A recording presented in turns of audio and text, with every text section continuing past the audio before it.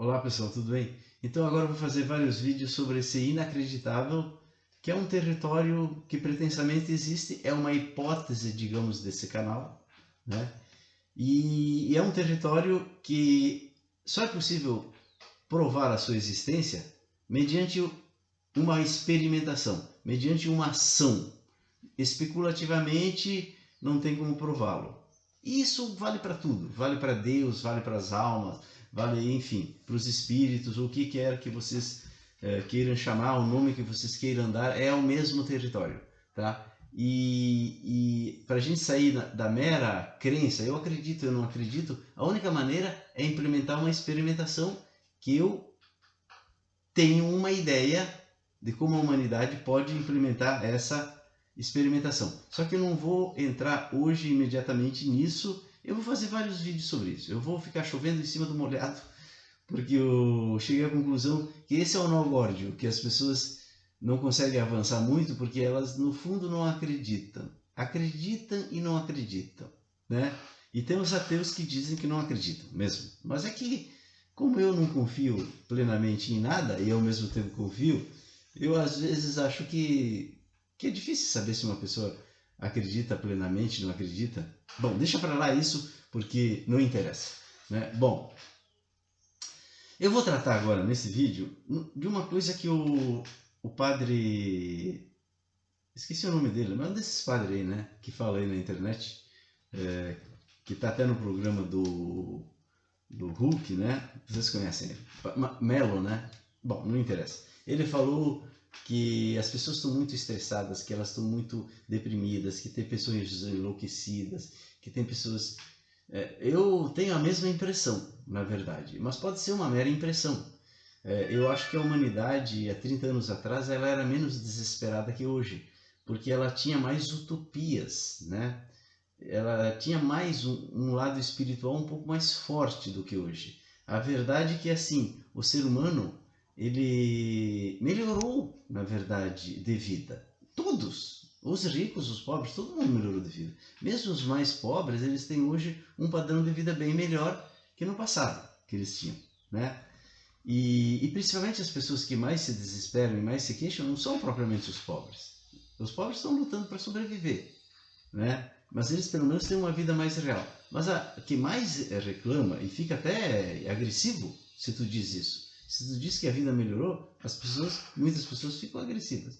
Elas não conseguem ver. É só olhar a renda per capita, tu vai ver que houve uma melhora e cada vez melhora mais. Aliás, o aquecimento global acontece por isso. Acontece porque as pessoas estão consumindo mais. Todo mundo consome mais, certo?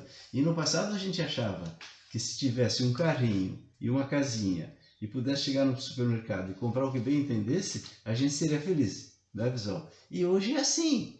Pelo menos os que acompanham esse canal, eu tenho certeza que é assim. Tem lá o seu carrinho, a sua casinha, né? Tem até dinheiro guardado, né? E pode chegar no supermercado, não vai deixar de comprar uma coisa, pode comprar a rigor o que quiser.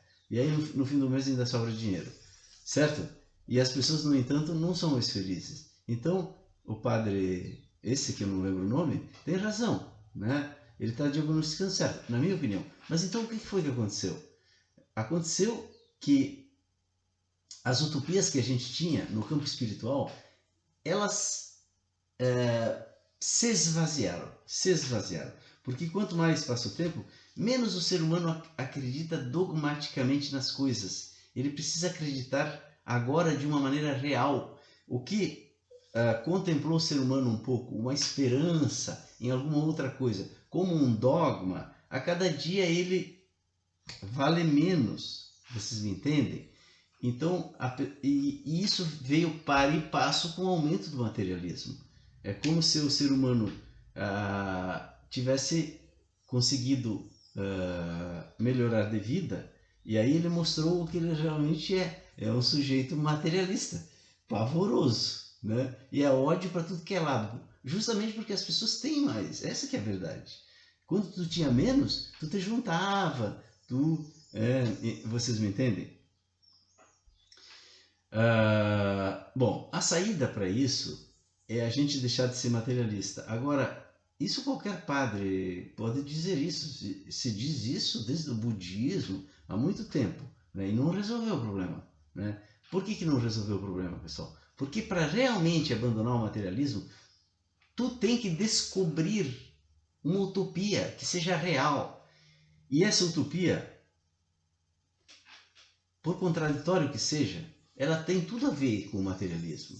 Porque ela é a realização do sonho do ser humano de ter condições que ele deseja para todos. Só que a gente, no fundo, não acredita nisso. Por exemplo, se eu disser assim, que essa utopia impõe a volta de todos os que já viveram, tá? E abundância e vida eterna, a maioria vai dizer, não, viajou, isso não é possível. Mas eu vou dizer para vocês, só essa utopia real é que pode resolver o problema do ser humano. Nenhuma outra. Eu estou convencido disso há várias décadas. Não tem como aplacar essa ânsia do ser humano sem a realização disso. Se ela é possível ou não, eu mesmo não sei. Mas ao menos eu tenho clareza o que o ser humano deve fazer para tentar verificar se ela é possível ou não. Certo? Eu tenho clareza dos passos que têm que ser dados para tentar verificar, não especulativamente, não imaginando, mas botando em prática com uma ciência para ver se é possível ou não a realização desses desejos do ser humano.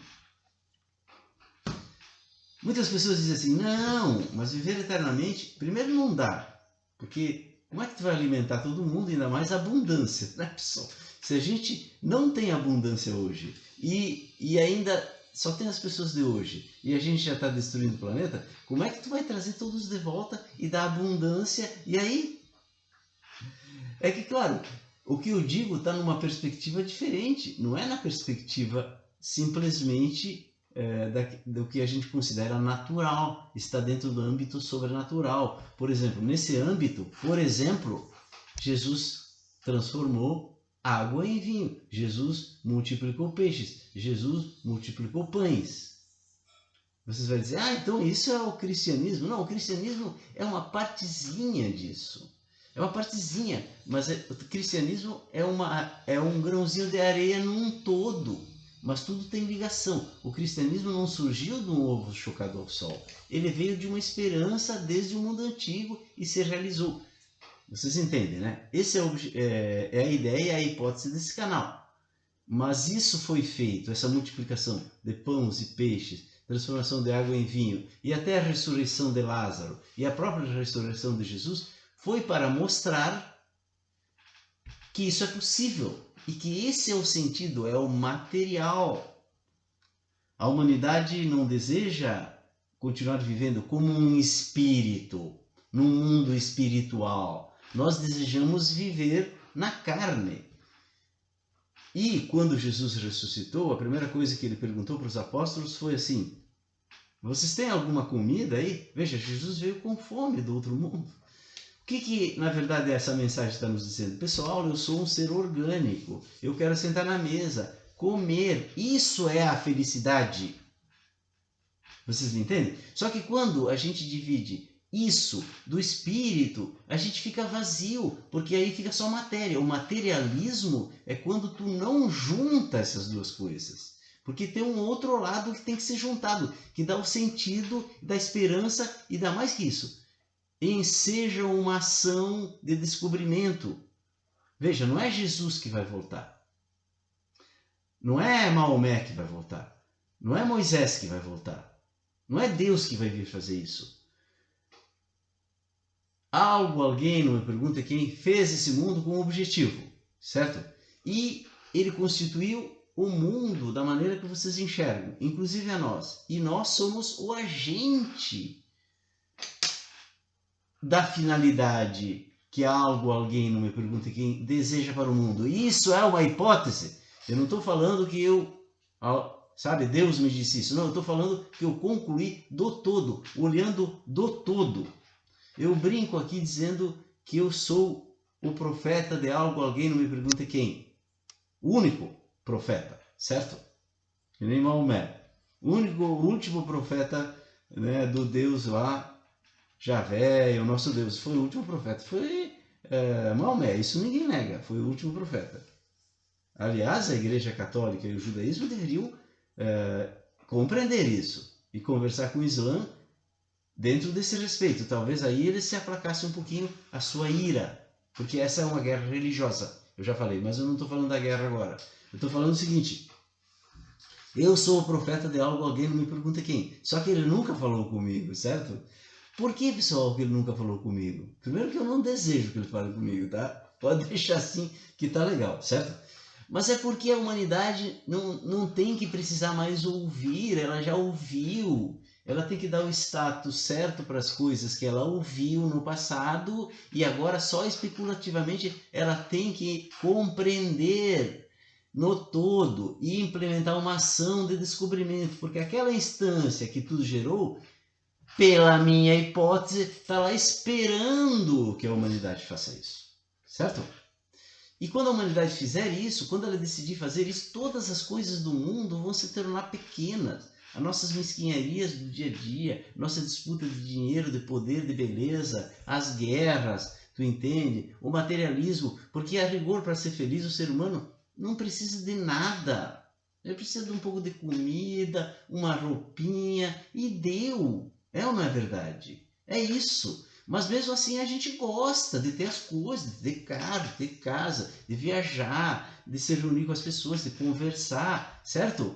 Então sim as duas coisas juntas, só que iluminada por uma compreensão de um mundo que está obstaculizado pela própria evolução, pela racionalidade. Isso tudo estava escrito. Agora a humanidade tem que se dar conta e tem que descobrir aquilo que está encoberto. Certo, pessoal? Mas eu vou ainda falar muito sobre isso, tá? Sempre sobre isso, sobre essa questão sobrenatural, sobre essa questão, né, que a humanidade tem que se abrir e tem que perceber de que ela tem que implementar uma ação de descobrimento, tá? Isso já foi tentado, mas não atingiu a plenitude desejada, porque a humanidade nunca fez como um todo. Ela fez uma experiência aqui, uma experiência lá, inerente ao Ocidente, ou inerente a não sei o que, ou inerente ao Oriente, ou inerente à América pré-colombiana. Mas nós vamos ter que falar de tudo isso, sem preconceitos. Porque quando tu pega, por exemplo, uma experiência como a da América pré-colombiana, que eu vou falar, que eu acho fundamental a gente falar disso, do que se fazia aqui, principalmente lá no México, ali, né, na América Central, etc. O que se fazia é fundamental para a gente entender a ação que tem que ser implementada. Quando a gente olha para aquilo pejorativamente, a gente está sendo eurocentrista, a gente está sendo ocidental-centrista, a gente está olhando pejorativamente para uma coisa que a gente nem conhece direito. E a gente tem que conhecer melhor antes de poder considerar se aquilo tem ou não uma importância. Tá, pessoal? No próximo vídeo, então, eu vou falar dessa questão da América pré-colombiana e o que ela representou nessa história toda que surgiu da África. Saíram lá os dois cavalinhos, a Ásia, os povos asiáticos conquistaram a América lá de cima, povoaram a América, aí os povos indo-europeus desenvolveram uma ciência que atravessou o oceano e formaram o Ocidente. E o que ninguém viu, aí só eu que vi, ninguém viu, que ainda falta falar, então eu vou falar no próximo vídeo, tá, pessoal? Um abraço, até lá!